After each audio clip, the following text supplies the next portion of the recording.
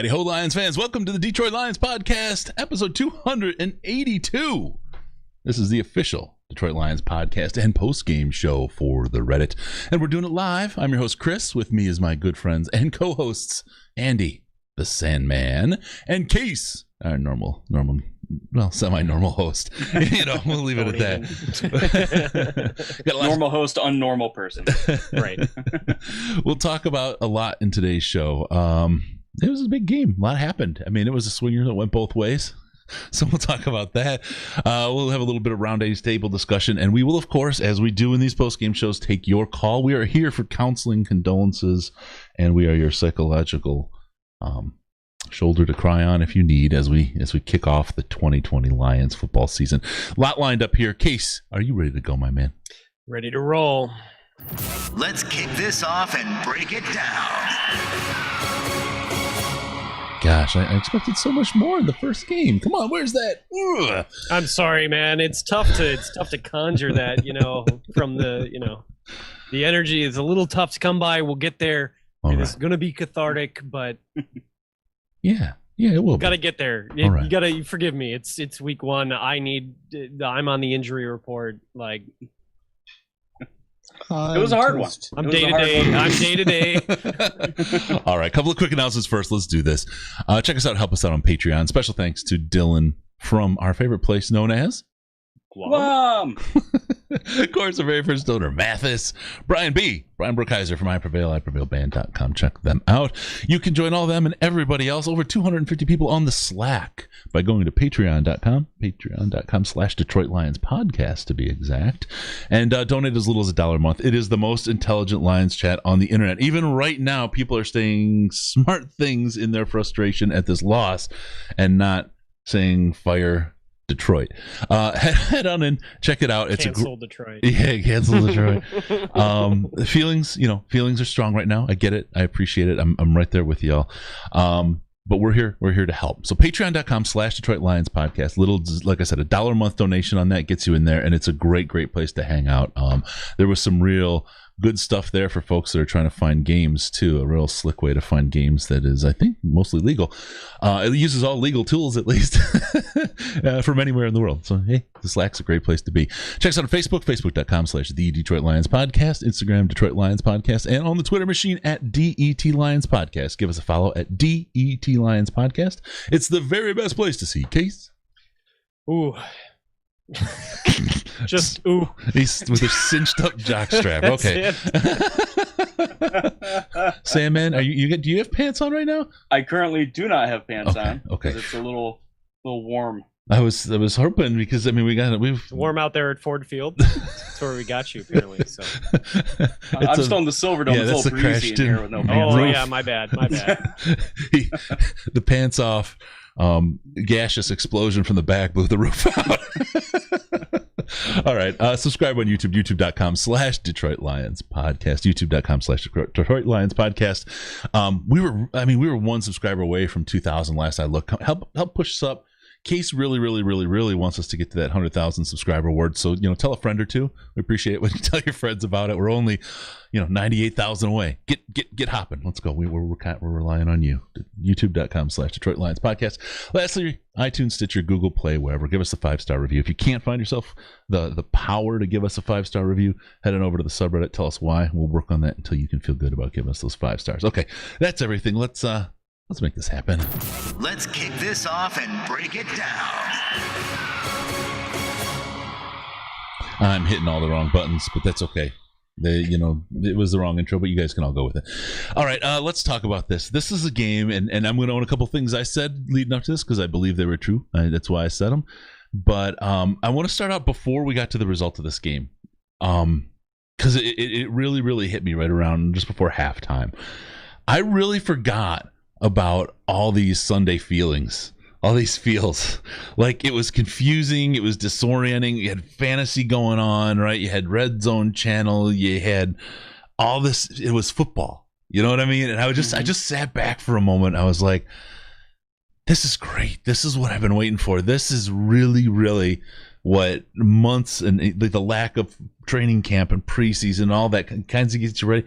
This is it. This is what I was waiting for. And I just took a moment to breathe it in and really say, it's here. It's here. And again, barring what we saw in the end, right? Did you guys experience that at all, or were you just like right into the game and like how did it play itself out for you guys?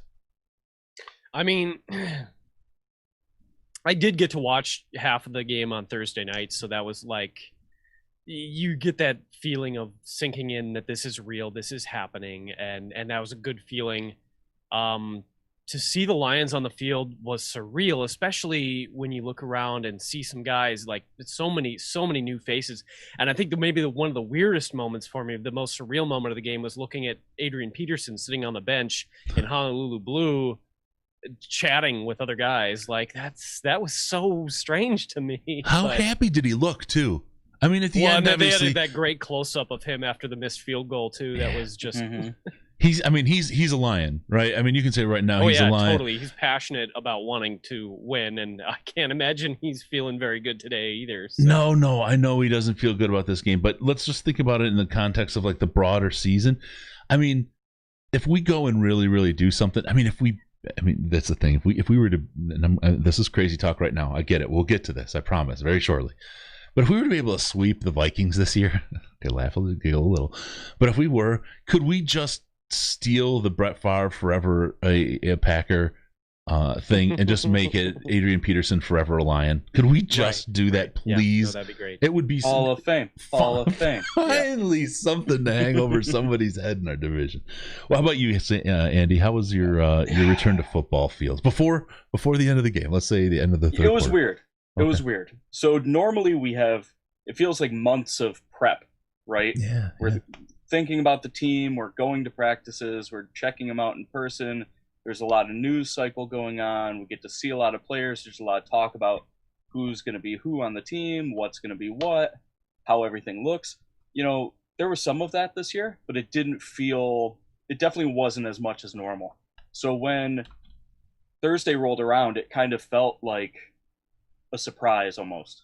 You know, I was expecting Thursday to happen because, you know, it's on the TV schedule. But it's logical, yeah. But yeah, you know, emotionally, it is a little bit of a... Yeah, I like normally the ramp of, you know, expectations and everything kind of starts way earlier than it did. Mm-hmm. So, Thanks, CJ. you know, I think I was middle of the pack entering this game. You know, I think I even tweeted about how I wasn't sure how to feel about this game at all because I had no prior thoughts about this Lions team because we haven't seen them do anything.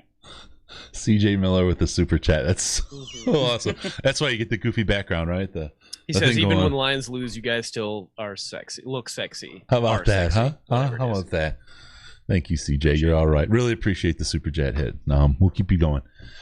CJ Miller. I know that name. Anyway, yeah, no, it is. It was really weird, and it was just such a juxtaposition this year, that lack of ramp up. So I don't know. I'm happy to have the Sunday feels. I'm sad that it feels a little bit like the old Lions feels that we had. We can start kind of working our way to that, I guess. That one really that stunk. This one will sting for a long time. This one is not a one I forget. That said, I mean, it was so much like what happened to the Lions so frequently last year. You lead straight up into the third quarter. You leading in the fourth quarter right up until near the end. And somehow the other team pulls amazing plays out of their ass at the most important time. And somehow our guy, and I don't want to come, well, I'm sure we'll talk about a lot of players today, but I don't want to come down too hard on DeAndre Swift. But there was a solid opportunity, and Matthew Stafford did everything he needed to do to win that game, and DeAndre Swift couldn't. And that's not to say Stafford didn't make mistakes in this game, because he did. But so I got to say thanks to Matt. He says he farts better than that final drop. Yeah, that drop. Look, he's a rookie. We can't let this define the poor kid. He's a rookie running back. Yeah, okay. Placing that much importance on that he effed it up. Is tough. He totally screwed up. Totally did. Totally whiffed on. He cost us the win. Right. He cost us the win in that play, but that play didn't cost the team the win in the game after the game they played. Okay, let's make sure we kind of have perspective. After the fourth quarter they played in general. A minute and 4 to 2 touchdowns from the Bears against this defense. And I want to say, look, the Bears are no superheroes, but with no preseason, no real game action since December, I was actually a little bit impressed with our defense up until then. I didn't think they were going to be superstars. I didn't think they were going to be world beaters. But they held them to 6 points up until that point. That was what you need from a defense in Detroit. Yeah. I really felt good, and then it just absolutely fell apart. Again, Matt, thanks a lot for that super chat. It just absolutely fell apart at that point, and that really just that I can't indict the defense. I just got to do a little side thing because, Andy, I know you have something to say about that, okay? I can see it in your eyes. The laser beams are ready to start. Oh, yeah. But I just want to, because some of the stuff's going on in chat. You guys, you may notice, and this is the first time that these words will be on our show, we never said dagger time. That was somebody who's selling T-shirts. Yeah, that's not us. We're Hockamania. That's our brand. You can get those T-shirts at our site. But no, absolutely. We never did the dagger time thing. I think, someone in the chat said dagger time is Harry Carey. Maybe so. I think that's someone trying to start a little goofy bandwagon and make a couple bucks on T-shirts, to be honest with you. But all right, Sandman, tell me about why I'm wrong about the defense and why you want to slit my throat at dagger time right now. This defense looked the same. I didn't see any difference between this year and 2019. Even 2018 to an extent. We got a sack. We got a sack out there. There was more manufactured pressure. I'll give them that. Undlin had a couple of twists and stunts that we didn't see last year. But in the end, we're talking about guys getting blown off the ball in the run game. We're talking about guys not being able to shed to tackle running backs that just have a simple cutback lane. Even when Collins was out there, he would crash into the line and the running back would scoot over a foot and have 5 yards in front of him. I'm just looking at a team that faced an offense that may, at the end of the year, be a bottom 5 offense in the NFL. And while we didn't look horrible point-wise at the beginning of the game, I mean, they still were moving the ball around on us, maybe not when it counted, but They were moving the ball around. And then at the end of the game, as is tradition now, there was a full collapse. And you can say, we were down our top 3 cornerbacks, which is true. We were down Landon Collins, or not Landon Collins, but, we were down Landon Collins, too. Jamie Collins, yeah, sorry. Oh, God. But it's kind of schematic feeling. It doesn't feel like we didn't have a bunch of players falling down. We didn't have a bunch of players running the wrong direction. It kind of just felt schematic, and that's kind of how it's felt for the last couple of years, and it's starting to become harder to deal with. Let me put it that way. I'll give you, Carter is really good in the chat, and I'm gonna do it even though he didn't super chat us. I think without the cornerback injuries, we win the game, but I still can't forgive Patricia for the passive nature at the end. Stabbed in the back by their own dagger time. I think that really sums it up well, because, I mean, look, there's no doubt the cornerbacks hurt. I mean, Jamie Collins, I wouldn't, right? I mean, this is all rhetorical, right? But I just want to punch him in the face. That was the dumbest penalty. We're the Detroit Lions, and we've seen stupid penalties. I mean, dumb fucking penalties that do not belong on an NFL field. But that takes the cake for the dumbest. You do not ever touch a ref. How are you so stupid? Oh, God. No, I agree with that completely. It was a stupid thing to do. And what they didn't do. I do think Same it maybe Lions. Was an overreaction by the ref. You can't touch him. You just can't touch him. If the ref had any idea, I get it. Believe me, it was a terribly stupid thing to do. Don't misunderstand that. I'm not trying to take away from that. But there should have been some context awareness that he was in no way trying to be aggressive at the ref. His intent was not to be aggressive at the ref. His intent was not to be a problem. He was just trying to be. He was an idiot, clearly an idiot, about the way he went about what he was trying to do. But challenging a call, and if he was totally joking around, I can get it. But he was challenging a call, really, and I get it. You just can't touch the refs, right? Yeah. 2 things. One, normally the Lions would have completely folded after something like that, and they didn't. Okay, That's something that you just gotta kind of put in your head here and see what happens going forward. Stupid penalty. I am guaranteeing he's not going to do a stupid penalty again this year because he's going to get a rash of shit here for the next little bit. Mm-hmm.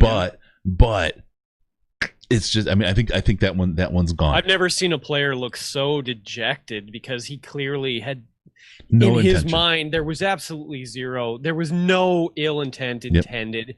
It was a stupid fucking thing to do, but in his head, he was just trying to say something, and he said something with mild physical contact, and like for you and me, like I would have totally shoved you. I would have shoved you twice as hard. I might do that at work, yeah, as like to demonstrate, something to somebody or something like that, and it's no big deal. It was. I squeezed you harder than that guy bumped him, and you squealed when we first saw each other at the airport for training camp last year. I mean, come on. Another super chat in from Matt. Matt, thanks so much, man. Appreciate it. Will we look better versus the run with a complete defense? I feel bad for Swift. He would have gotten that mistake out in preseason had there been one. What do you think, Andy? I mean, I know you're. I know you're down, but let's put our analytical hat on and take the emotion out of week one. I'm going to say no, because where we were missing people didn't really affect the run defense. Maybe a little on some of the outside stuff. Maybe Okuda's a little faster, gets to the edge a little bit quicker than some of these other guys. But that's kind of a hard to say thing. We were a complete team other than outside today on defense. I mean, even we before were missing Collins a ton of guys by the end of the game, but yeah, I mean they were chunking us. Play one, like we were. How many? Let's count it up. How many starters were we missing this week? We were missing Kenny. We were missing Vaitai to jump off the bat, right? Okuda, but he wasn't probably a starter anyway. And I did think that ROREA did a solid job today overall. There were a couple things that he didn't do great, but like I didn't think he was awful. I didn't think he was the reason we lost. We're missing Jamie Collins at the end of the first quarter, right? Yeah. Trufant. How much time did Trufant ever come back? No, he missed a quarter. So we're missing Trufant. We're missing Coleman. Darryl Roberts goes out, and Coleman goes out. And like so I know how infuriating it is for some fans if you like are making excuses, right? But imagine if the same thing had happened to the Bears. Imagine if they had lost that many of their either starters or significant playing time players. Yep. And would they have been able to do what they ended up doing in the fourth quarter if they had lost that same amount of players? There is luck involved in football, and I'm not trying to make an excuse. I'm not trying to say weren't other major issues. There were major issues, and I agree that largely a lot of it was schematic, and there is still a lot of work to be done there. It being week one, I'm always reticent to make overreactions, and I would say that just because week one looked a lot like things we've seen in the past doesn't mean that going forward there won't be adjustments. But the luck plays a big part in football. It just simply does. And we got so hammered by the injury bug before and during the game that makes it tough for any team to continue to perform at their best. I just disagree. I think that this team, regardless of who's on the field, didn't appear ready today. Normally I'm saying this in preseason because we get to see them play a little bit, but this team did not look ready. They looked slow. Up front, they had no push. They had, we're talking about, a few players going down against the worst defense or the worst offense in the league potentially, outside of like what the Browns did today. Yep. But it's just too hard to say. But all I can, a loss is a loss at this point, and who knows when these guys are going to come back. It could be soon. I don't know if it's I mean, for sure. I mean, if these are all long-term injuries and we're not back to full strength in a week or two, it's going to be an absolute disaster, and it's going to spell the end of the current regime. Like, I have no doubt in my mind. So it's not. I don't completely disagree with you that there weren't problems, but I also will stand behind saying it is really tough for any team to lose that many players both pre and during game and survive. There's just so many things that those starters were just think of the cornerbacks more prepared alone, to do, right? than not, even if it's by a small degree. That small degree makes a difference. I mean, think about it. So there's no Okuda, who we really expected to be there. There's no Justin Coleman, the Trufant, right? Who else went down? Well, and I think Jamie Collins is one of the most that's where I was important players going. on the Jamie team. Collins is a coverage And I don't know linebacker. You I'm not really saying- were in trouble there. You were really in trouble with your ability to cover and your coverage schemes alone, just because of the guys that were missing. I got to hit something really quick though, because Case, you hit on this, and it came through in the super chat too.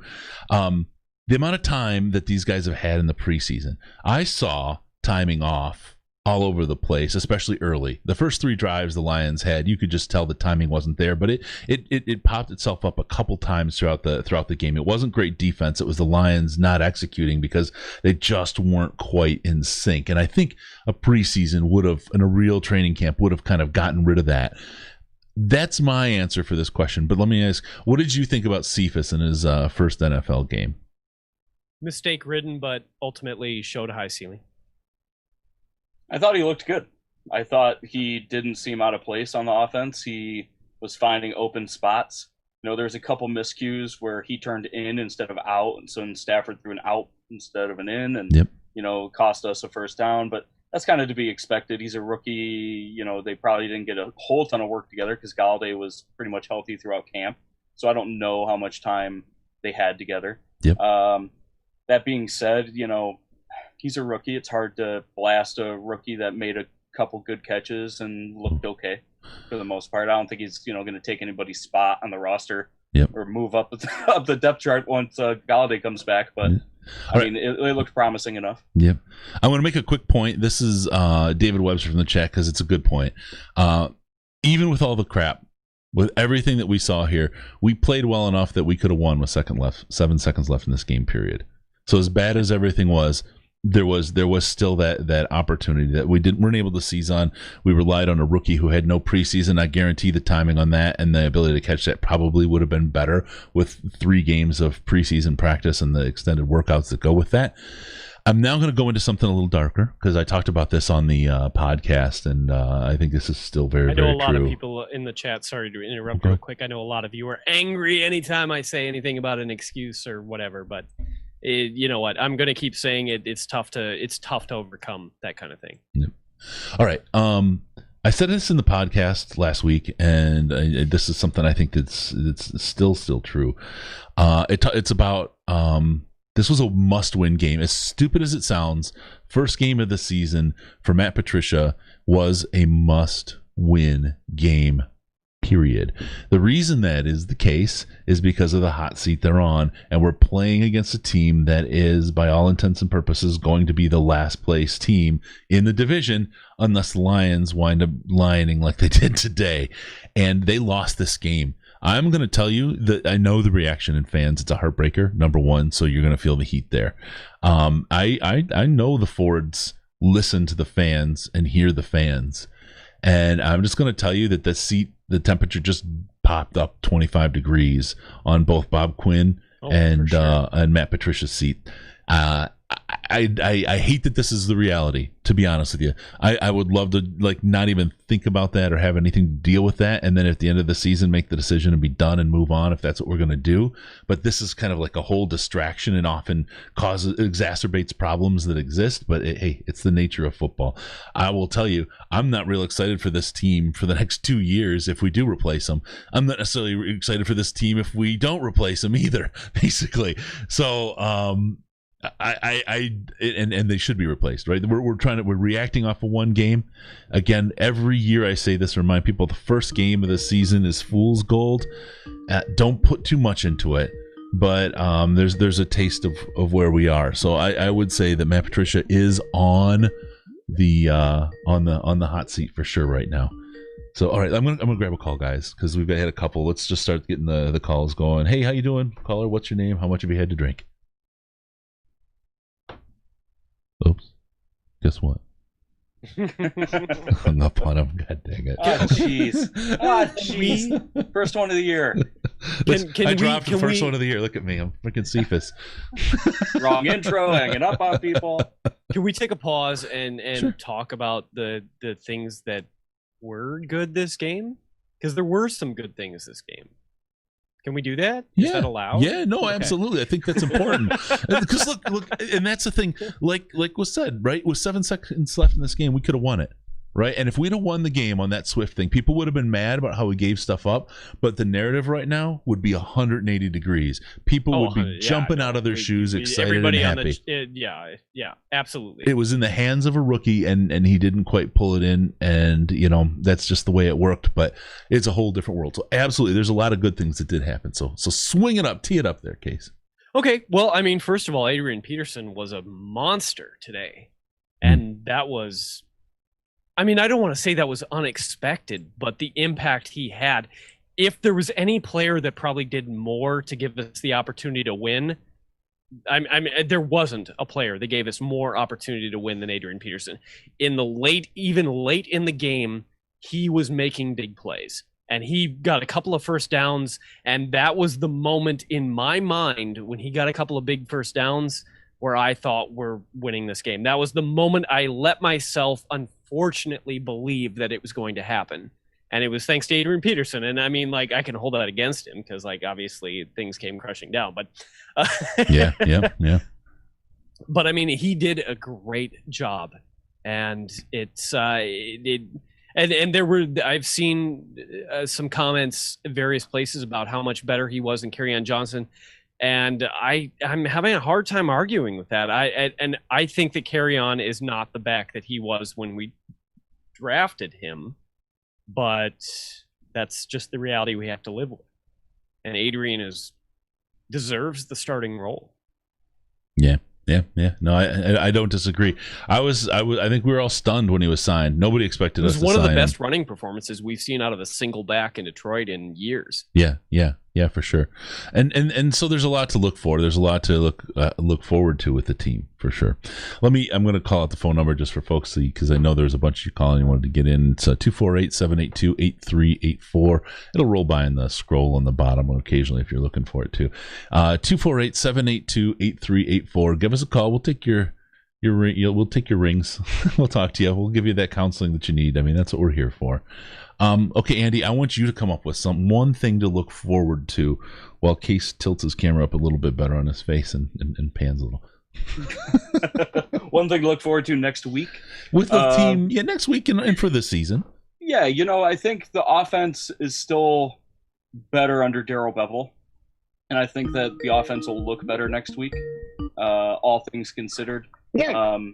So I don't think necessarily we had an offensive problem until, and this has been a problem since Patricia kind of came in, being a little too conservative towards the end. But I think outside of that, we had those two big drives where they just demolished people. I think Darrell Bevell did a great job calling most of the game. It's obviously hard to call a perfect game in the NFL. Yeah. But a lot of the run fits looked good. AP was finding holes that Kerryon wasn't finding. Yeah. So that kind of indicates that it might be a Kerryon problem more than an offensive line some problem. Tackles that other guys weren't shedding, and that kind of thing. Yeah, so we can look forward to seeing the run game progress a little bit more, seeing possibly more Adrian Peterson, maybe seeing a little bit more DeAndre Swift mixed in a little bit more at running back rather than running back moving to outside. But I'm looking forward to seeing how they play next week against the Packers. I think the run game is a true shining point of that offense. I think that I think that's going to help Matthew. He had a fine game, but I don't think he looked like the Matthew Stafford that we expected today at all. I just don't think he stepped up. So I think we're going to see a whole lot more at quarterback. I think Matthew's going to really bring. He's going to ball out. I was going to say he's going to bring the balls, but he's not Tom Brady with the Deflategate thing. He's going to ball out. I think Matthew Stafford's got to find his thing. I think there's a lot to be said for the lack of timing and practice these guys had in the preseason. I think it was really, really bad. I think for Chicago, this is how they always are. Right, there's no timing issues or whatever. You saw when their number one problem is Trubisky missing passes. The guy had a bunch of passes. And he was through the first three quarters. There were a lot of terrible shots. And then he turned into fucking pinpoint accuracy. God damn, because so it was at the 40, right? I mean, that he had Miller short touchdown field. is one of the prettiest passes I've ever seen. Yeah. Who would have thought the dude who'd thrown the rest of the game could throw that touchdown? Oh, Yeah. that was frustrating. Oh, That's yeah. the scary part, though. He turned it on, and all of a sudden our defense was super Swiss cheese. Yep. So we got a caller. I'm going to make 2 quick points. Riz was won't argue with that absolutely statement at all. right when he said that the Lions got to quit doing those 40-yard field goals and start going for it. So got to give the Riz was right, Horn. And that's. We'll go Jamar, sorry to interrupt. Why would we bother doing this if that was true? I mean, why are you here? Sorry. Anyway. It's the first game of the season. There's a whole lot of, it's not the end. There's a lot of good teams. I remember when the New England Patriots lost to the Kansas City Chiefs, who were crappy at the beginning of the year, and everyone wrote them off, and they won a Super Bowl. It's game one, folks. Don't even dust off the toasters yet. We'll keep moving. All right. Caller, I'm sorry you had to wait for us to be so rambly and noisy. What's your name and how much have you had so far? And this is Brett Kuzno. Hey, Brett. I had probably about 4 beers through the first 3 quarters, and then probably about 6 in the fourth quarter. I'd say. Yeah, I get that. Just to just a guess. No, I mean, that was pretty brutal. I mean, part of me, I'm sitting there screaming at my TV, fire Patricia before the end of the game. Don't let him leave the stadium. But I'm starting to calm down, and I'm starting to kind of see the whole. It is the first game of the season, but this is a guy who is 0-2-1 in season openers, including 0-2 at home. So I'm not. I'm trying to see the light at the end of the tunnel. Stafford totally outplayed Trubisky the whole game until the fourth quarter. And Adrian Peterson showed up every other running back on the roster. Yep. But I'm kind of at a loss with the defense. I know we lost, 3 cornerbacks? Okuda was out, and then we lost Trufant and Coleman during the game. Yep. But I'm just like, why can they not stop anything? This was Mitch Trubisky. This was not Aaron Rodgers. This wasn't Kirk Cousins. Is there hope somewhere for this defense? Schematic. It's schematic. They had 6 points until 2 minutes left in the fourth quarter. We got to remember that. And the game, it's a different kind of defense. And this is. I'm not going to disagree with your idea that it's schematic, Sam, man. But again, we were down a lot of guys. Happens, right? You got to be able to pull through. But I think it was 5 guys we were missing, whatever, out of a 11-person defense. There's a lot of people to be missing. Okay, number one. But number two, the schematic failure always seems to come when we have a lead at the end. They held the team to 6 points through 2 minutes left in the game. We should not have lost that game. The defense performed absolutely, and I knew it. I'll tell you, I'll move my family up here and I'll make them testify. The second Matt Prater's ball hit that goalpost, I said they are going to get the ball. They're going to score it. They're going to get a 2-point conversion, and they're going to get a touchdown. I mean, I just knew it. I said this is the momentum swing, and we've seen it so many freaking times. And and I knew it was going to happen. It happened different than I thought it would. But they'll tell you, I predicted it immediately the second that happened, and it was like, sure. You got to pull yourself out of that as a fan, because look, they almost won it in the end. But it is absolutely, I think, to Sandman's point, schematic, but it is the 2-minute defense. It is the 3-minute or 4-minute defense where they absolutely continue to fail and get just stuffed. And I don't know if it's the pass rush. I mean, look. Is it that people get injured every game and we're just don't have the depth to handle the last 2 minutes after all the injuries? And when someone starts, I mean, they won the game because they were throwing the ball. And Mitchell Trubisky suddenly got accurate. And oh, by the way, we were down 3, 4, whatever cornerbacks at the time, and our coverage linebacker in Collins. Of course, they attacked where we were the weakest and where we were the slimmest. I didn't see a whole lot of give ups, plays given up by Armani Aruoye during that time. I said. I didn't see any kind of gross mistakes on his part, right? I just saw a lot of backup guys struggling, and showing the reason why they're not starters in the frickin' NFL. And he had a team with the back against the wall that was chucking it, and suddenly he had a frickin' Mitch Trubisky who found out how to throw a goddamn football. Low key, and it sucks to hate on him because we all love him so much. But if Matt Prater had hit that field goal, and I know it's a long field goal, so I'm not like he'd hit 3 previous, so I'm not trying to say he, I can't. I'm not trying to hang the whole game on him or anything. But if he hits that field goal, we easily get into field goal range at the end of the game, and that's the win.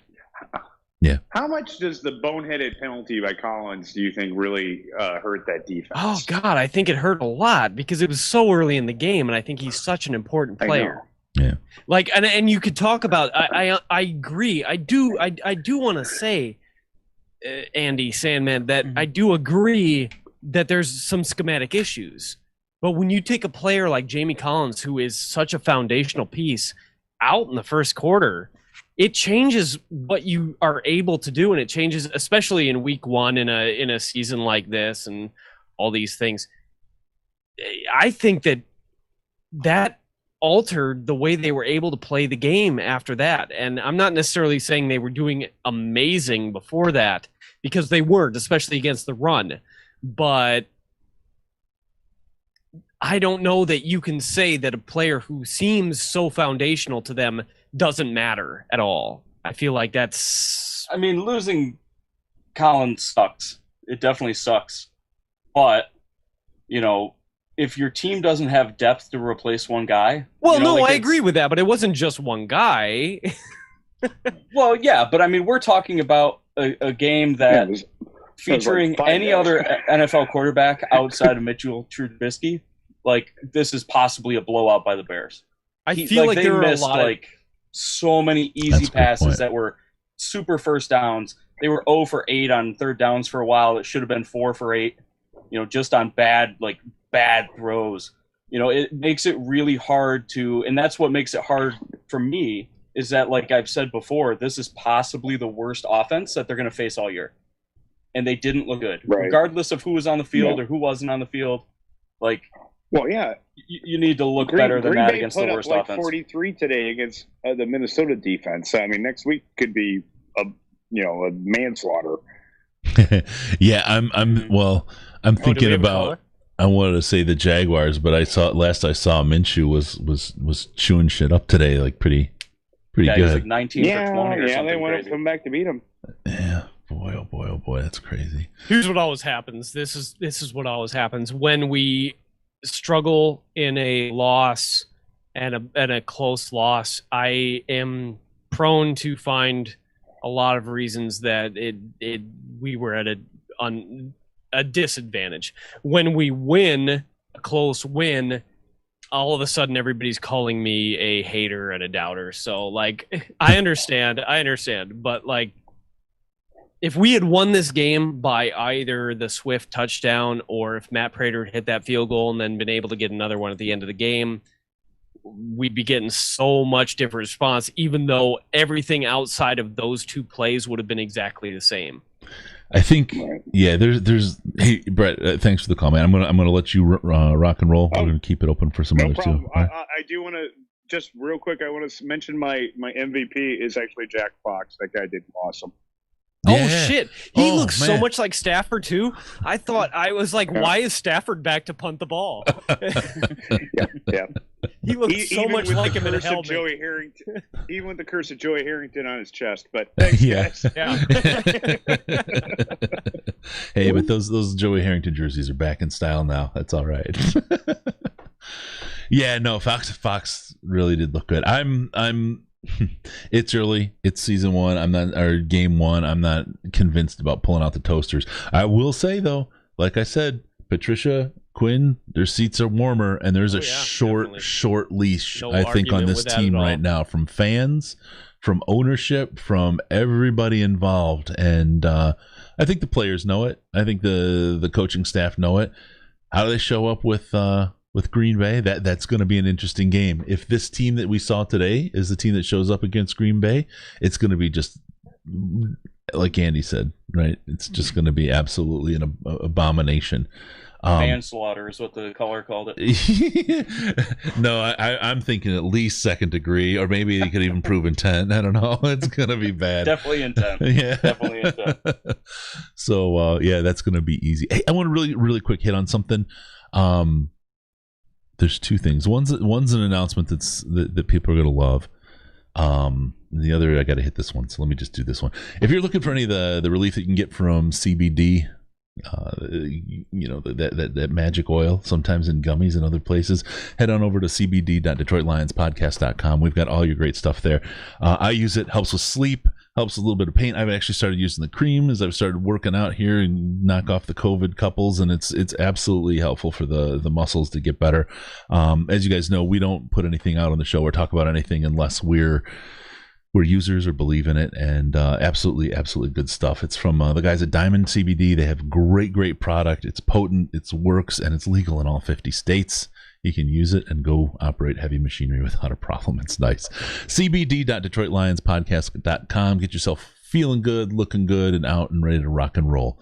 I don't know if it's going to help with the Lions pain. I will let you know maybe in a day or two after I've done that test, but if you go to cbd.detroitlionspodcast.com, there's some great discounts. Last I saw, there was 55% sales going on, so it's definitely worth it. All right, with all that being said, let's talk a little bit more about... Can I bring up another positive? We'll take this call first, and then you can, Case. How about that? Okay. All right. Hey, caller, what's your name? How much have you had to drink? This is Matt Leffler, and I've had nothing to drink, but I am laying in bed with a smoke-caused headache because of Seattle. I'm with you, man. You got all the effects of the CBD plus THC. So what's going on, man? I mean, it was not an easy game to kind of wrap up there at the end. It was fun. I had a blast watching it all the way up to the last 2 minutes.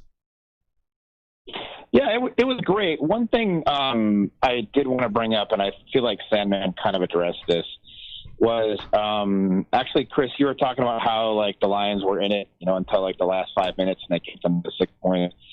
But one thing I noticed, and this is probably a lot more with like the coverage, linebacker, and the corners being out. But I mean, the thing that really concerned me the most was the fact that the Lions had an extra player on defense. They had 12 to 14 players because Trubisky, and because there were a lot of guys getting open. So that's my concern. Mm-hmm. Yeah. Well, and this is the thing. I think Chicago wins the division if they have a good quarterback, period. I think they're that good of a team. They've got the receivers. They've got a decent offensive line. Their defense is just smack down tough. They've got a great defense. I think they can easily win the division if they had a decent quarterback. Why the hell they did what they did in the offseason, it's inexplicable to me, but I'm glad they did it. Although I wish they did on a little less. But no, they are a really good team. They are just hampered by an absolute ass quarterback. And most of the help we got was because of that. But you saw those receivers making almost one-handed grabs. If those passes were even close, right? Those receivers, they're all good enough to have made those catches, and we're down, a ton. So one bad player, it's albeit at a very, very key and important position, almost cost them the game. And that's why I kind of feel good about how we played against everybody else. At the same time, I'm nervous about seeing what Aaron Rodgers is going to do against us next week, to be honest. Yeah, we'll have to watch the replay of the game for sure. Yeah. Oh, go ahead. Sorry. Oh, no, it's okay. I was excited, unlike a lot of people on Reddit, I was excited about how well the offense, once it started clicking, it just shredded the Bears defense, and the Bears defense is obviously really good, and that yet there they kept going, marching down the field. I mean, how many times did they start deep in their own end zone or their own half, and then get at least across midfield, and then kind of win the whole field position battle? I don't know. I was impressed with the Lions offense today for the most part, except for the unfortunate drop. Yeah, the offense, like I said a little bit earlier, I think the offense looks fine. I don't think that there's a real big problem with the offense per se. I think play calling got a little conservative at the end of the game, but that's NFL football. The Lions reap the benefits of that. What year did we have all those comebacks? 2016. We kind of reap the benefits of teams doing that to us. I think overall, as the year progresses, we'll see more out of Cephas. We'll get Galladay back. Missing Galladay was probably worse for the team than missing any of those cornerbacks today, in my opinion, just because we had zero deep threat. We had a couple long throws that were just long progressing throws. We didn't have anybody bust any down the field, really. We had the one incompletion. But I think overall the offense is in much better position to get us rolling. And if we're going to see wins this year, we're going to string a bunch of wins together, it'll probably be because the Lions are, they're getting us to 30 points. I think, and I want to address the idea of the offense slowing down or playing conservative. When you're at 8 minutes and you got a lead of, what was it, 20 or 17, whatever 17. The lead was, 17, yeah. You tend to want to run the ball. And if you look at the success the Lions were having with, and it looked like they were going to with Peterson in the fourth. Like for a minute there, it looked like it was actually going to fucking work. But yeah, we were having success, and there was no reason to think that it wouldn't work. Except last year, the year before, we've had no ability to run like a 4-minute defense or a 6-minute defense, or offense, sorry, and run the clock out. And I think they felt like they could this year, and they hit a wall on that. And that happens sometimes. We may have the ability to do that. If we'd have been successful in running that ball and grinding the clock down, and even took another minute and a half off and ended with a field goal, right? It's a whole different ball game. And all of a sudden, those were not bad choices to make. I think though, I'm with Sandman 100%. Saying there's a schematic issue with this defense, but I think it's that late game 2-minute speed offense, the 2-minute offense, trying to stop against that. We just don't do that well at all. Well, ever. And one of the things is with the offense is that Darrell Bevel kind of makes his living on misdirection, play action pass. The defense not 100% knowing what's going on.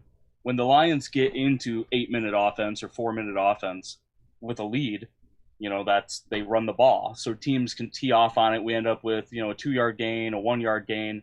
And statistically, it's kind of a weird thing. And I'll tweet about it later. But Stafford struggles on 3rd and longs. Yeah. He just does. Because he's a gunslinger, he really wants to force it in.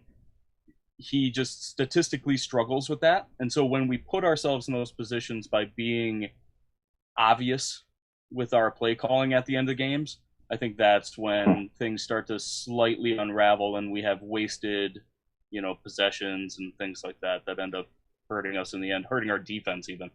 I think, does Stafford struggle on 3rd and longs compared to the rest of the league? Is that what you're saying? Well, because I feel like 3rd and longs are one of the most difficult things for any quarterback. Well, that's part of the problem is that Stafford sees more 3rd and more longs of them than anyone else. Yeah. That's exactly what I was getting at. What frustrated me today was the 3rd and shorts that we weren't able to take care of. To me, that was more frustrating. We had a couple of short field situations where we weren't able to take care of it. And that kind of, similar thing, right? So that kind of alludes to when they know what's happening. When we've got a 3rd and 1, they're like, oh, they're going to run it. They just blast through and they have no problem getting done what they need to get done defensively. I think that's where, and maybe they can fix that a little bit, but, it comes back to, the problem the Lions offense have had for a long time. We hear stories about it every year, like, oh yeah, we knew they were going to run this one play, or, oh, we knew that they, did this thing. We, we're able to utilize that. All right, caller. Hey, we're going to clear the line and get the next one in. All right, brother? Yep, see ya. All right, fun, you guys. All right, thanks, man. Be well. All right. 248-782-8384, 248-782-8384. All right, Case, go ahead and talk about your good news that you wanted to talk about. Well, I got two players that I would like to highlight in the as frame having again? good games. It sucks that even talking about players having good games seems to be triggering a lot of people, but I'm not used to this YouTube chat thing. We're getting used to it, but having to interact like real time. Okay. Tracy Walker had a good game. He had a couple of tackles for loss. I don't remember if he was responsible for one of the touchdowns or not, but I didn't see anything he did in the game that was bad, but I did see several things he did that was really good.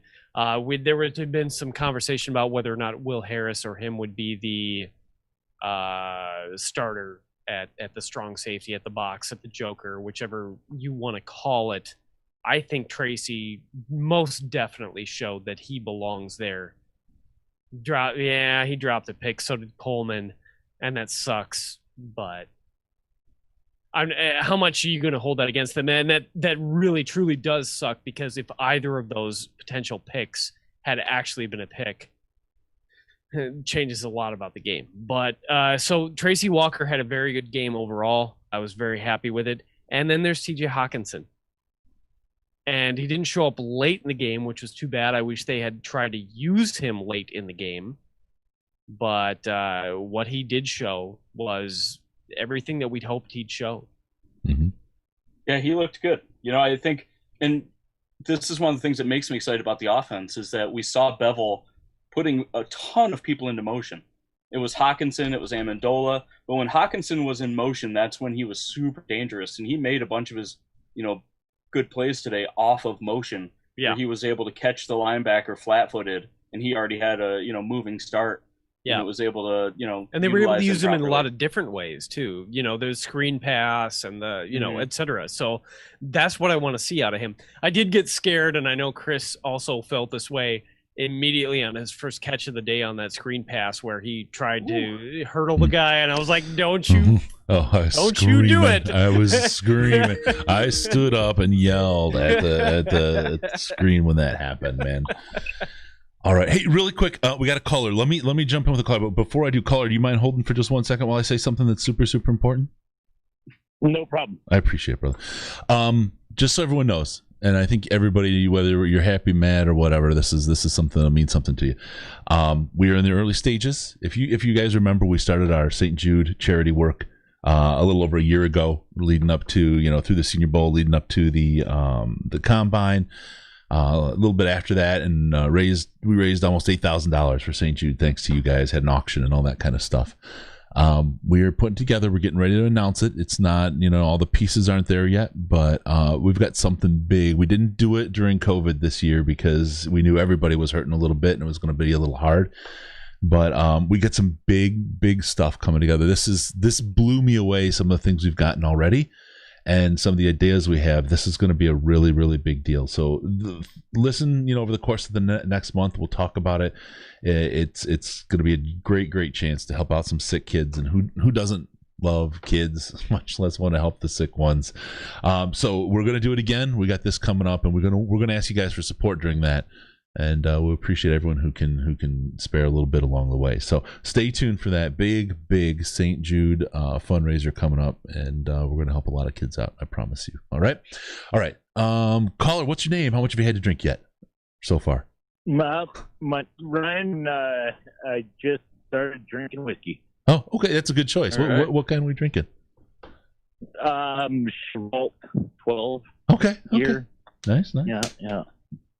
Okay. Gosh, though. Yes, I'll pitch in there for your St. Jude deal again, though. Funny enough, I was at the store yesterday, and there was those Catholic candles in the aisle, and I was like, St. Jude, the patron saint of lost causes. I better buy one for the game tomorrow. There's always a Lions connection, my friend. And light that shit before the game. My wife thinks I'm nuts. And should have bought them all. Should have just lit them on the spot, actually. Needed time to work. Yeah, I'll do a post maybe on Twitter next week if I'm gonna go get some more. Apparently, I didn't buy enough. So yeah. But gosh, dang, what a soul-crushing deal. Patricia trending on Twitter. I'm crushed, man. I'm terrified that they are going to waste Stafford. You know, I don't know what a new regime is going to do if they come in and clean slate at the end of the year, but it'll be a complete blow up. It'll be they're going to want to get their quarterback. They're going to want their quarterback. They're going to want everything. So, I mean, look, that's so disappointing. I'll be a fan of wherever Stafford goes, but I can't get the Lions out. If he winds up in Minnesota or Green Bay or Chicago, I might not. I'll love the man, but on Sunday I will absolutely wish the worst upon him. But maybe not there. But you know, it's hard. You know, toot a little here, but one of my concerns about the Patricia regime was the amount of turnover that he was having to make this his team. Yeah. And I knew that if we had a failure here with Patricia, that if it didn't work out, this team was going to be built in a way that nobody else could run it. No other coach is going to come into this defense the way it sits. Yep. With the way the linebackers play, with the way the D-line plays, we can probably use the defensive back still because that's pretty universal. But, you know, the defense would have to be almost completely rebuilt. I mean, we're looking at, you know, a real scary situation with Stafford, just like you said, where now that we're in year 3 of Patricia, if it doesn't work out this year, if we have another year similar to last year or the year before, and they're gone, like Stafford almost needs to be gone. Like, not just for him, but for the new regime that's going to come in, and I hate it. I hate it so bad. Yeah. Stafford's my favorite player ever. Yeah, you know, I'm a huge too. Stafford fan, but it sucks. You know, we've wasted prime years already. You know, the last 3-4 years have really been not great, and I feel horrible for Stafford. I think it was Fox pregame today that mentioned, you know, that he's going to be the 70,000-yard quarterback that nobody ever talks about. Yeah. You know, for good reason, probably. He hasn't won anything, you know, and that's not necessarily all his fault, some of it, but, you know, it sucks. We're at a real crappy crossroads here. If he was on almost any other team at this point through the past 11 years or whatever it's been, I mean, the guy would have done something as far as playoff Super Bowl is concerned. I mean, he's too talented, he's too good, he's too smart. I mean, look at it drives me nuts with the coaching staff. They had a, you know, whatever it was, a 17-point lead in the fourth quarter. Again, let Stafford do it. You know, they scored the quick touchdown at the end of the half when they opened Stafford up, and then, you know, at the very end of the game, there we are again. You know, like, I don't want to blame Swift at all. You know, the poor guy, I'm sure he feels bad enough already. You know, but they shouldn't even be in that shitty ass situation. They should have kept their foot on the gas and closed the damn game out. You know, I cannot believe that 2 years in a row, Patricia led a team, you know, ends the opener in almost an identical way. And let me ask you a question though. Bob Quinn too. Let me ask you a question here though. Had the Lions said, "Okay, we're going to keep our foot on the gas, or we're gonna pass the ball instead of doing the run and then the interception, whatever.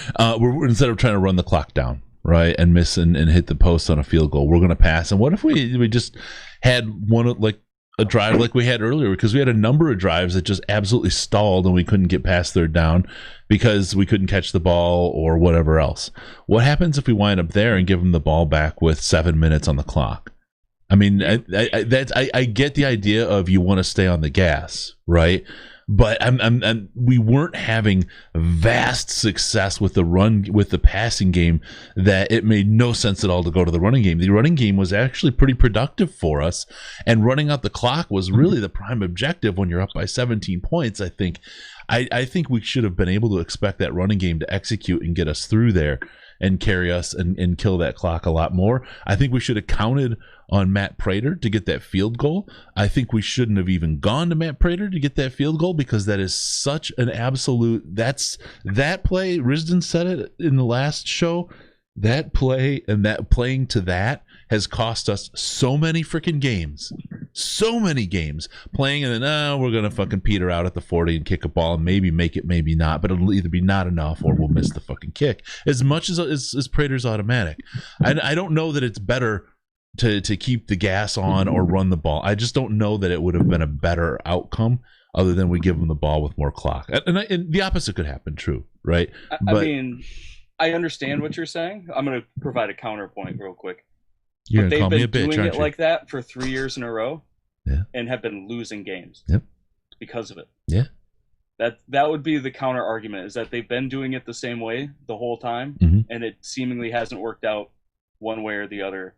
I'll say they've done it without a running game like today, though, right? And so we have one data point this year, so it may be different as the year goes on. We may learn, or it may be the same, right? I don't think your point or my point will be any different. I'm just thinking in the way the game was going today, you're a 50-50 shot if you keep running the same offense you were, or you try to run it, because it seems like the run game was really, really effective for us. Yeah, I mean, I totally understand the point. I mean, and I get it. There's, hindsight, whatever, 2020 kind of deal. But at the same time, Stafford is out, is out there balling. He's not even balling. But I would rather trust Stafford than I don't know. I trust him. I think he would do that. Yeah. No. You're absolutely right. I feel like if Kenny Galladay was out there, I'd feel a hell of a lot better about that. But we had Cephas, and you saw with Swift, and Amendola had a couple of troubled catches, and he had some big catches along the way as well. Not to forget those, but nobody seemed like a real superstar out there catching the ball today. I just didn't feel super good about the throwing offense today. I haven't even looked at the stats yet, so I could be, it could be just my spidey senses are off, but I just didn't feel like the passing game today was what I expect out of a Matthew Stafford offense.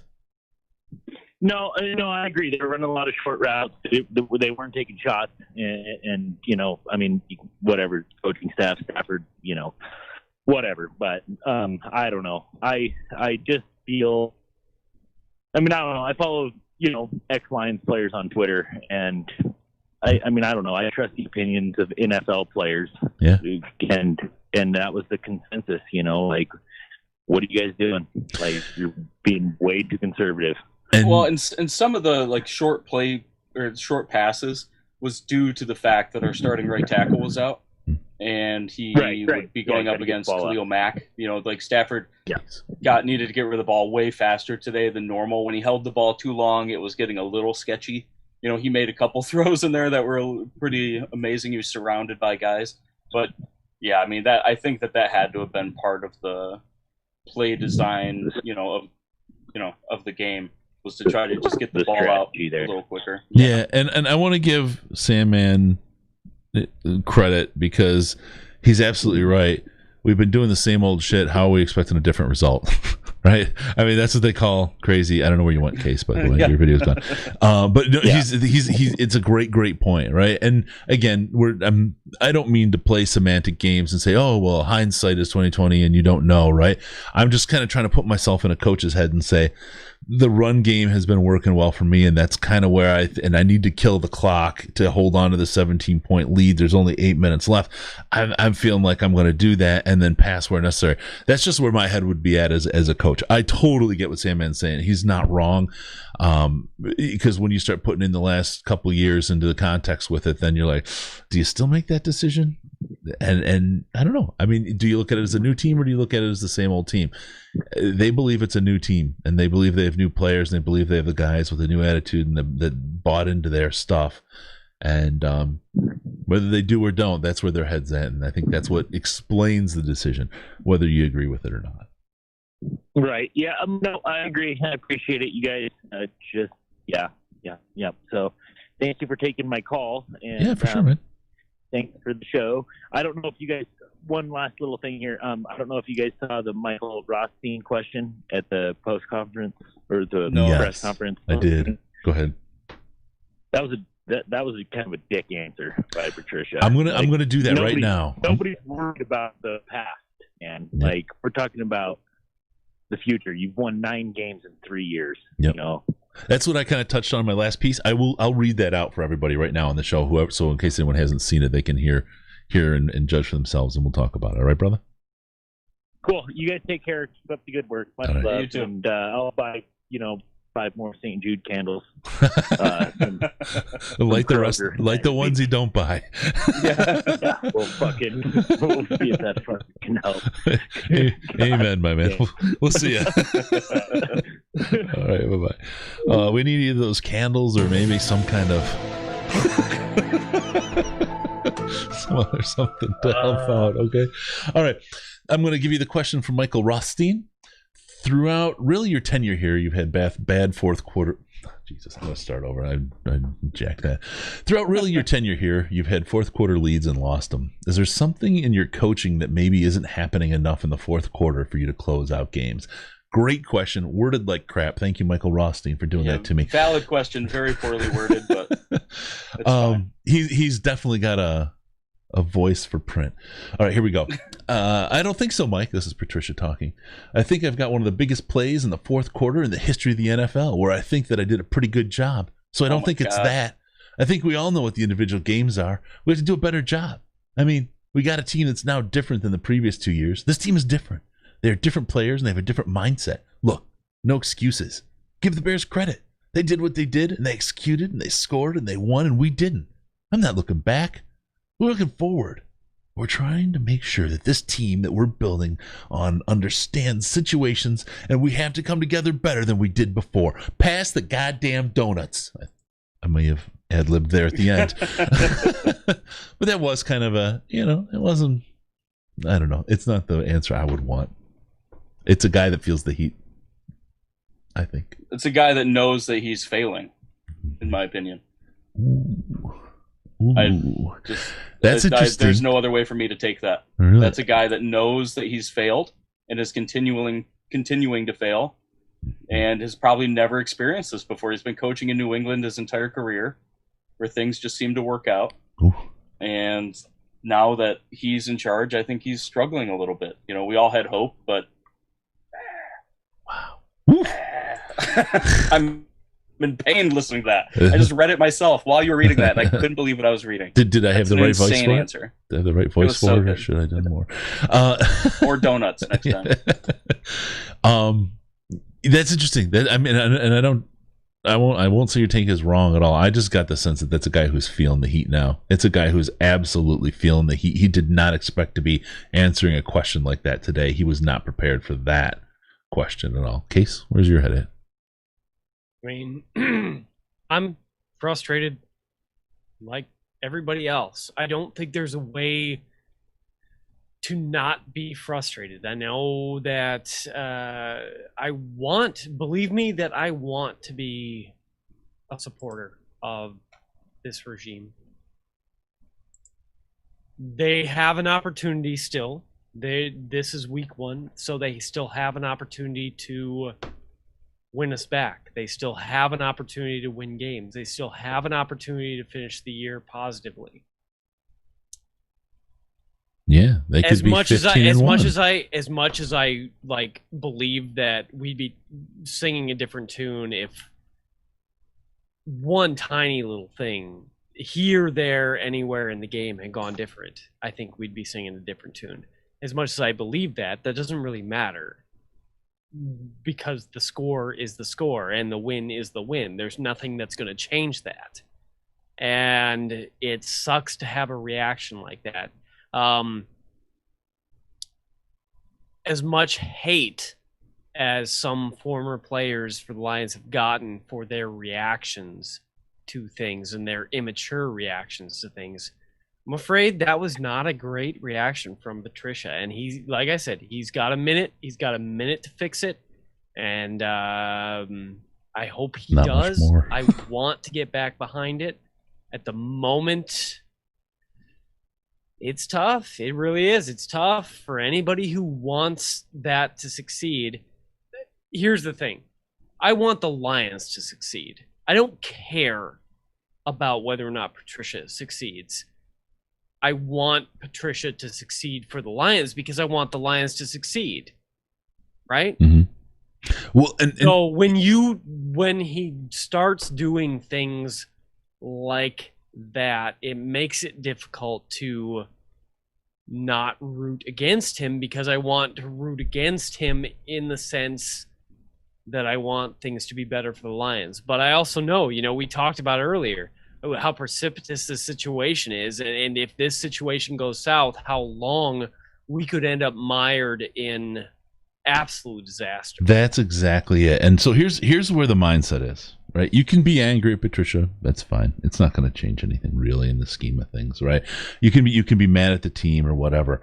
But right now, you are seeing probably the last run, unless they succeed, right, of Matthew Stafford with the Lions, the coaches with the Lions. This is the last best chance this team has. And things are going to happen. You can be angry about it and say, throw him out. They'll throw him out. If he doesn't have a good season, he's gone. Don't worry about it, right?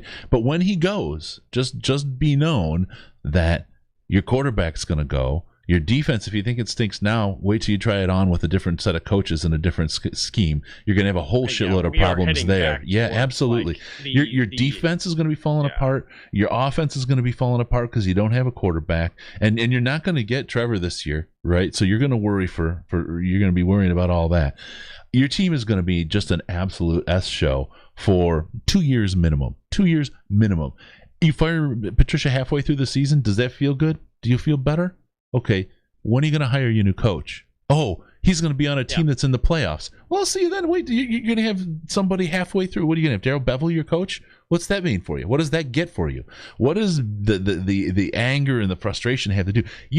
We're watching this play out. We're hoping for the best. But hey, fire Patricia. He will be. He absolutely will be. But just know what's coming behind that. Folks, know what you are going to get stuck with as a team if that happens. So just hope for the best, because that's going to take care of itself if things don't go well. There will be consequences, and they won't be good ones. Yep. And I think you nailed it, GB sucks. We are just in a shitty situation. It is the way. That's where the Lions are. That's where we've been for ages. That's what, unfortunately, it looks like will happen unless this team turns around. Now, I will go back and say this was one game. Yes. I still like what we've seen in the locker room of this team. I like what we've seen in the character of the players in the offseason. I like that they've gotten their guys. We saw, week one is always a crapshoot anyway. I mean, you can almost flip a coin as to who's going to win in week one in the NFL. And then you add the fact that you had no preseason at all for any of these guys, for any of the rookies. And we were relying on a couple rookies out there. It's a complete coin flip. It's nothing to overreact about. We almost won the game. We could have won the game. We didn't. That's all we can ask for. If we're in every game, at least it's exciting, and we'll go on from there. If we win every game, hey, that's good times. I love that. I'm all in on that. Oh yeah. Let's talk about right guard. Let's talk about Crosby. No. Not right time. Jonah Jackson, right? He was out there and looking good. I mean, we expected an absolute breakdown on the right side of the line today, and it didn't happen. Right? It didn't happen. That resulted in a lot of bad things. Yeah. I think Stafford, assisted a little, but sure. No, for being a rookie going against a Bears D-line that is arguably one of the best D-lines in football, shockingly good. Yeah, I thought all the rookies that played today looked okay. Yeah, to be honest. Yeah, it's hard to be a rookie in the NFL. It's especially hard to be a rookie in the NFL with no NFL speed experience. Yeah. That's kind of the point of preseason games. You get the speed feel, and they didn't have any of that. And they just came in and looked okay. Let's add this topic to this week's podcast, Case. The idea of, forever we've said, screw the preseason. Let's do something. Let's go right to football. We may want to rethink that. Let's just discuss that. Have I ever said that? I've never. Yes, you have. Let's just add that as a topic. Stop talking. You said whatever I say. I'm going to mute you. This is interesting. This kind of changes, I think, and puts a new shadow on what we think about happens, in the preseason and what we expect to have happen. Can I point out something else that was just really weird for me? The fake crowd noise. The worst. It was like The worst. there was times when I like, and the Fox was so late with getting the graphics up on the flags, and half the flags they weren't caught on camera, so you don't know if they were thrown. The play would happen, and all of a sudden the crowd would you would hear the and I'm like, what was our flag? What happened? I'm looking for it, and no, it's just some idiot at the fucking mixing board zipping up and down on the thing at the wrong times, confusing me as to what in the heck is going on. It was horrible. I was really, really frustrated by the low hum of the crowd noise and the stupid reactions at the wrong times. I don't see how it could be that hard to hire 16 dudes to be on a volume knob, because the crowd noise wasn't, it was maybe like a 2-minute loop at best. Yeah. And so, you keep it down while the offense is playing, something good happens, you turn the volume up, something bad happens, the refs do something that the home crowd wouldn't like, turn it up a little bit more. It doesn't feel like that would be hard to do. Right. But no, it was I'm awful. wondering how loud awful. it is on the field. I mean, that's my big question. How much of that are they hearing? So they weren't. We as an audience on TV were getting a different feed than in stadium. I knew that part, but I didn't know. I don't know how much they're actually Added. Well, they said it was going to be maxed out at 70 decibels, which is actually like talking volume. So it's like a white noise hum from the crowd, like. Which I don't. I mean, that part of it I don't have a problem with, because I don't have a problem with being like neutral across the league. But it wasn't. They had crowd in Kansas City. This is going to add. I mean, this is going to add to a change. Do you think that crowd was what, maybe like 25%? Of the stadium, sure, but the reaction that they got was a lot more significant, and you could feel what was happening in that game 100 times more than you could in the Lions game. You got a sense of that, a little bit of a hometown, like you're cheering your team, booing the other team, whatever. You didn't get that at all. But I mean, the biggest mechanical. disadvantage of that is Madden does it better. Of the crowd is the noise level, right? Like the absolute decibel level. That is the biggest impact of a home field advantage. I'm just talking about as a consumer of the product. Right. I'm talking about it from a like, at 70 decibels, advantage. You're never going to change the game, right? But it's still the ups and downs of it. Andy's right. They should have people on a mixer moving it at the right time, right? And then maybe through some whistle cheers and stuff in when things go well or something. Yeah, like get a friggin' DJ in there, like like I don't care. Or just, I don't care. Just take the Madden one. Let Madden read it through AI on what plays happened and play it, because they do a way better job than what I heard. It was horrible. Yeah, was all they need sterile. is a guy with a good play, bad play button. Hit the good play, hit the bad play. Kind of good, ooh. Really good, medium, kind of bad, really bad, right? I gotta say it here. This is the first Lions home opener that I didn't hear any booing in my life. I tweeted at Fox NFL. I was like, you need to get some boos in here. Yeah, this make is it not realistic. The crowd would be losing their mind right now. This is not a. Where's the F the refs chant? Put some like t-shirt guns in the stands and throw. Yeah, maybe if there were some fans. Launch some beer cups on the field from the t-shirt guns. Had some fans with some signs giving Swift some mean eyes. Maybe he would have caught that last ball. He would have felt feared for his life after the football game. I feel like Ford Field would have looked like your background, Andy, if they did have fans in there, though. I think people would have been off the hook. Again, I can't blow up. It's one game with no preseason. We've got a lot of football still. We've at least got football. So let's start being happy about being mad. Right, I think we can go there, and then we can start thinking about there's a lot of football left, and we know how to react. But I just can't get too crazy negative this year. I just can't feel it, because I know if he's going to be gone and Quinn is going to be gone if things go south. I just know that that's what's going to happen, and I know what's going to happen after that. What hell we're going to be in? Yeah. So I'm not rooting for it. I don't want to yell for it. I don't want to scream for it. I just want to absolutely hope for the best. It's kind of the ostrich position. But right now, that's where I want to be. I don't need all those bad feels.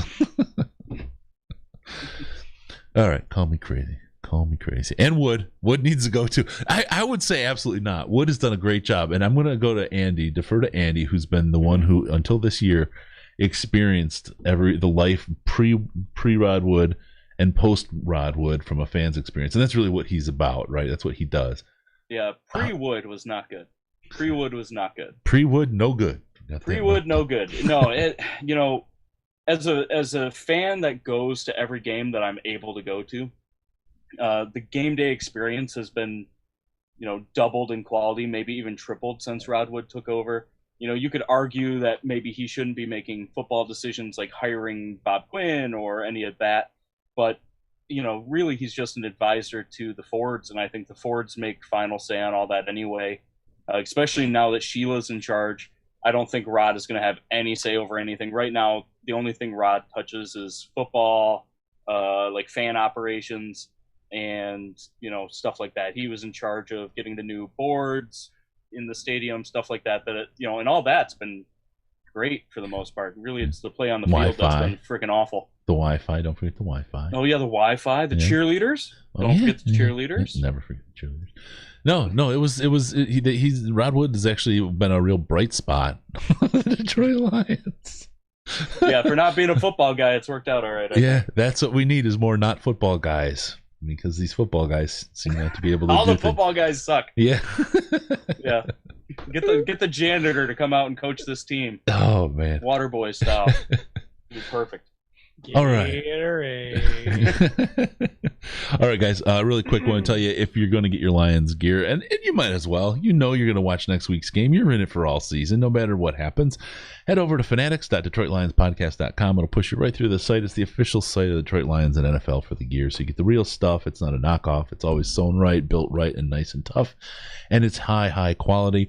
When you use fanatics.detroitlionspodcast.com, they give us a little kickback. It helps the show out. We appreciate that. So do that. Or if you're going to go shop on Amazon, you can't forget about that. Amazon.detroitlionspodcast.com. Amazon.detroitlionspodcast.com.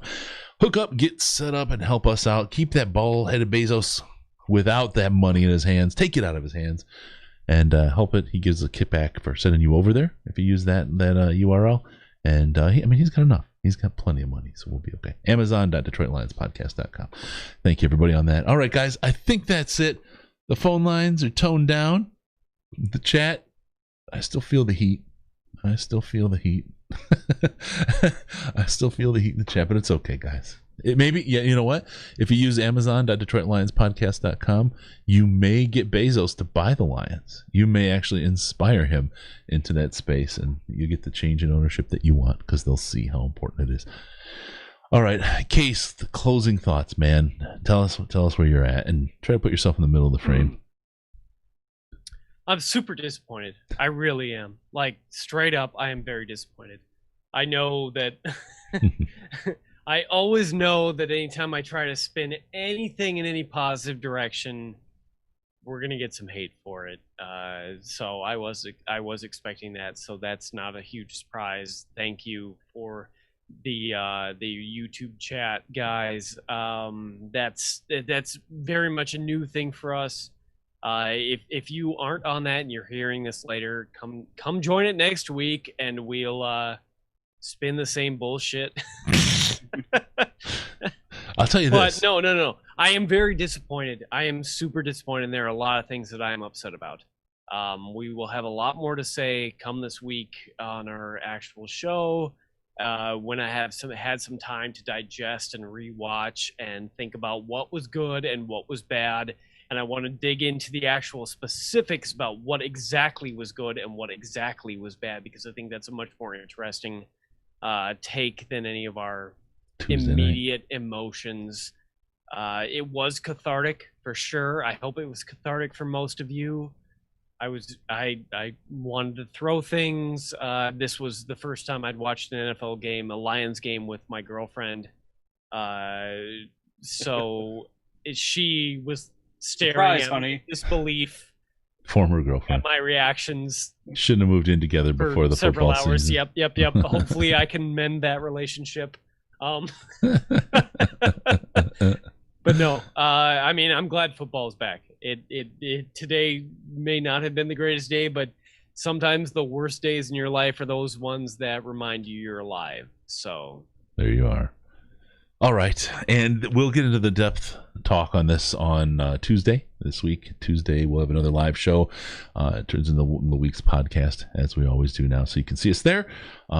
Tuesday, Case and I will be on the prowl, and then of course on Fridays now we have the pregame show. The pregame kind of look ahead, see what the preview is, and that's with me and Jeff Risden, of course, the Riz, and Tony Ortiz, a Detroit radio legend. Just so you guys know, he used to be the sideline reporter for the Lions. He's awesome, T.O. Love Tony. He's awesome. He really is. All right, how about you? What do you got going on, Sam? Man? What's the thoughts, the wrap up for the day? I mean, it's an emotional time. You haven't had a whole lot of time to think it through, but where's your feels? You would think I wouldn't have a lot of time to think it through, but my thought is that this feels the same, and that's the scariest part for me. Is that we've had 3 years for it to feel different. And it feels the same to me. And if you remember back in 2017 when Patricia was hired, I was really weirded out by how everything was going down at the beginning, and I still have a weirded out feeling 3 years later. And it's hard watching, just like the Michael Rothstein question, like why this has been happening over and over.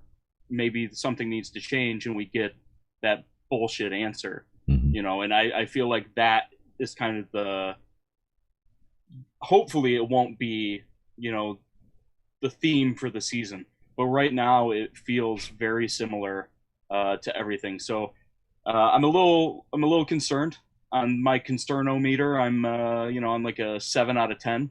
Obviously first game back, it's like you said, it's always a crapshoot. The Bears, even when they're bad, our division always plays everybody tough. There's very few gimme games in this division between any of the teams. So I guess we'll see next week, right? If Green Bay drops 43 on the Vikings defense, I hope that doesn't compound. But Mini Widget came in the chat. We have to play a Packers team that just scored 43 points against the Vikings defense. Vikings defense is supposed to be pretty good. Maybe they're not. Maybe it's a week 1 fluke. Right? We don't know. Who knows? Right? Yeah, that's the scary thing, right? Is that we don't know, but what I do know is what I saw looked similar, and it freaks me out. Yeah. Okay. No, I'm with you. I'll take a little bit of a look at the team and say, you know what? I feel like the Lions can pull this out. I don't think I'm not writing them off after game 1 at all. I think they look good for a lot of the game. I think they had a lot of issues that I would expect with no preseason, and they wound up on the tough side of a crappy game that they led for almost the whole time. Is this indicative of the same old story being told? If so, we're in for a couple year rebuild. That's that. I'm down with it. Right? I'm not against, and I guess I should be clear about that. I'm not against having to do that. If we don't succeed this year, if this team doesn't progress significantly, Agreed. then I'm down with the whole let's blow it up, but just know what blowing it up means and accept it, and you're gonna really don't be emotional about games next year. I'll tell you that much. Yeah. But and that's the scary thing, right? Right. We think this is bad football. It could be worse. It could be a whole lot worse. Yeah. It'll always be worse. Yep. So we'll see. We'll see how that goes. That's why I'm going to try to maintain as long as I can that kind of happy face, and hope that this was just an anomaly. We'll know. I don't even want to say after next week. Yeah. After what we saw out of Green Bay this week. I don't know after next week. Who knows? Who knows? If something happens, something weird happened, and we surprise next week, the story gets flipped so fast, everybody's going to be breaking their neck. Well, the thing is, though, I don't know that we win next week, and that's the thing. And I'm not saying. That's the thing that really makes this difficult, because we're going to be coming off of this emotional loss here at a real low for people, right? I'm surprised at how low people are and frustrated people are this week. I think it would really have been taken easier. me by surprise. But coming off of that easier. and going into the Packers, I think after the Packers game, if we don't win, I'm really. This is crazy. We're set up at that point. Remember, it was what was it last year? And then game 3 we beat the Patriots, and then everybody jumped back in. We don't have a game 3. We don't have a Patriots game to really bounce back against. You know what I mean? What is the Cardinals at that point? It'll be like, oh, who cares, right? I just am really worried about this fan base and the reaction. And I feel overreaction to this game. It's only one data point in such a weird space. we'll take it and move on and see what happens. I think that there's a little bit of a hangover from last year as well, because I think a lot of people feel like Patricia got a pass for last year because Stafford got hurt. Right. If Stafford didn't get hurt and they lose all those games, is he still here? That's a fair question. It's a little harder to say, right? So I think that the hangover is real. I think that a lot of people probably feel similarly to me, that like it feels like 2019 is running into 2020, and that's a bad feeling. Even though technically we should be looking at them separately. Yeah, and you think about people. I think in the offseason, a lot of time we said, "Hey, can you imagine what if we had a new coach this season with COVID? That'd have been crazy." It's kind of a throwaway season. Maybe it is a good season because again, I hate to say this, right? But maybe it's because you're always training your coach, right? Yep. You're training your GM. You're not going to get, you're not going to get Lynch over here. He's not leaving San Francisco. You're not going to get Belichick over here. No, none of the good GMs are leaving, right? And finding a coach. None of the good coaches are leaving their teams either. You're going to have to roll with somebody that isn't proven. And so that's just a whole nother gamble, not even resetting everything, the gamble of rolling with someone who's not proven. I'm wondering what the Hamp stamp is going to look like on this team. It's going to be, I do not envy Sheila Hamp Ford and ownership right now with what they're facing, because oh my God, this is just an absolutely abhorrent decision. You just took over, and who wants to take over something like in this kind of condition? This is a mess. This is an absolute mess. So the team has to get it together, folks. I think we all kind of need to take a breath. We need to kind of say again, get back to that. It was a one team thing. We saw some good stuff. We saw Adrian Peterson pull some good stuff out. We're going to hope that it was an anomaly, and next week have a really, really competitive game. Win or lose, walk out of there saying, something, this team has a lot more than we thought in week one, and then get on with the rest of the season. Maybe we pull one out. I'd be happy as hell with that. But get on with the rest of the season and pull some wins and see, are we that 8-8 team that we thought we were? Because if we are, I think it's a little different. It starts tough. What if we win in the last 4 games of the season? Where's everyone at? Are we overreacting the other way? Do we keep what we got going and double down again another year? People held that against Caldwell when the Lions won their last 6. Right. That's right. And it went 7-9. Yeah, it's a crazy time. Crazy time. All right. That's a whole other conversation. I'm never going to complain about firing Caldwell, but yeah, no. Where's he coaching right now? Super Bowl with him. Where's he coaching right now? All right, that's it. We're gonna go. We're gonna keep moving, and we're gonna look ahead. Hopefully we'll help you guys out with some of your pain. I know it's not really healable. I'm actually surprised at how emotional and negative folks are this week, and I think it's frustrating. It was one of the more frustrating moments I can remember. So. Okay. With that, we are going to call it a week. Thank you everyone for joining us. This long post game show.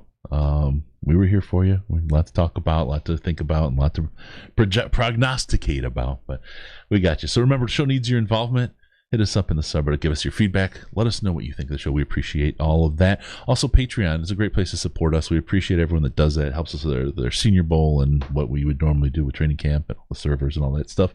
Patreon.com/Detroit Lions Podcast. Patreon.com/Detroit Lions Podcast. The most intelligent Lions chat on the internet, bar none, period. Full stop. Nothing else to say. Little's $1 a month to the Patreon will get you access to the Slack. You'll get an invite. Again, patreon.com/Detroit Lions Podcast. Facebook's a good place. The Facebook.com/The Detroit Lions Podcast. Instagram, Detroit Lions Podcast, and Twitter. Give us a follow on Twitter. We love those follows. DET Lions Podcast. DET Lions Podcast, the very best place to see Case. Trying to talk you off the ledge. Give us a call via Skype. Detroit Lions Podcast, all one word. Detroit Lions Podcast. Or call us in the Lions line, 929-33-LIONS. It's 929-335-4667. You can leave a message there, and we'll get your messages on the show, on the weekly show. It'll be a lot of fun. Also, go to DetroitLionsPodcast.com. Subscribe to the podcast so we can pop up in your ears automatically, or you just can subscribe on YouTube. YouTube.com/Detroit Lions Podcast. Good times, a lot of fun. Thank you for tuning in. We're going to see you next time on the Detroit Lions Podcast. Remember, no pants, no toasters yet, no hot tubs yet. No problems, baby. We're your Detroit Lions and Reddit connection.